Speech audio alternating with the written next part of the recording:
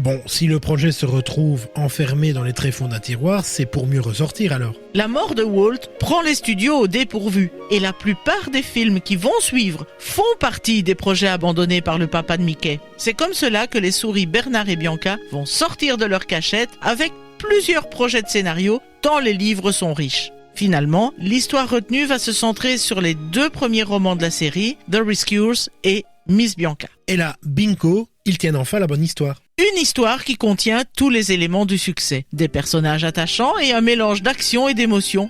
Bref, l'opportunité de sortir de cette sorte de latence dans laquelle les studios se sont enfermés depuis la mort de Walt, si on accepte le livre de la jungle que le papa de Mickey avait lancé, et d'une certaine manière, Robin des Bois, même si ce dernier pouvait sembler manquer d'ambition. Moins ambitieux mais couronné d'un certain succès pourtant. D'un succès qui sera d'ailleurs déterminant pour le couple de souris détectives, puisque ce sera lui qui permettra son financement, alors que certains dans la Walt Disney Company voulaient abandonner la production des longs métrages. Donc si je comprends bien, il avait été envisagé d'abandonner ce qui est l'essence même de l'esprit Disney. Disons que certains financiers pensaient qu'il s'agissait là d'une activité que l'on pouvait peu à peu laisser de côté.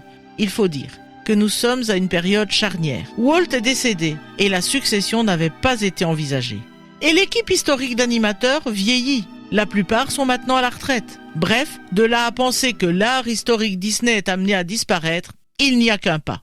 Mais le succès de Robin des Bois et les bénéfices qu'il engendre vont rebattre les cartes. On ne va quand même pas fermer un secteur qui rapporte. Au contraire, il y a tout intérêt à se pencher sur la relève.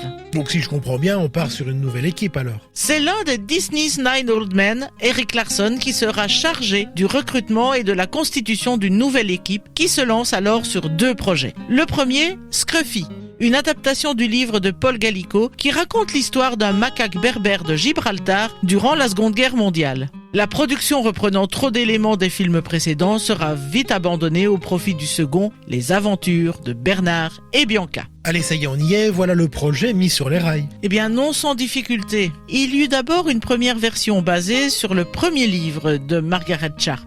Il faisait intervenir un ours nommé Louis et que les 2 souris avaient libéré d'un zoo. Le personnage devait d'ailleurs être interprété par Louis Prima pour lequel on avait déjà écrit une chanson. Mais le jazzman est atteint d'une tumeur au cerveau qui le plonge dans le coma. Et voilà le projet qui demande à être remanié. On s'oriente alors surtout sur le 2e livre avec une histoire qui se dote d'une méchante. Dans le livre, il s'agit d'une vieille femme, froide et cruelle. Elle deviendra ce personnage excentrique grâce à l'arrivée de Geraldine Page, auditionnée pour la voix de Médusa.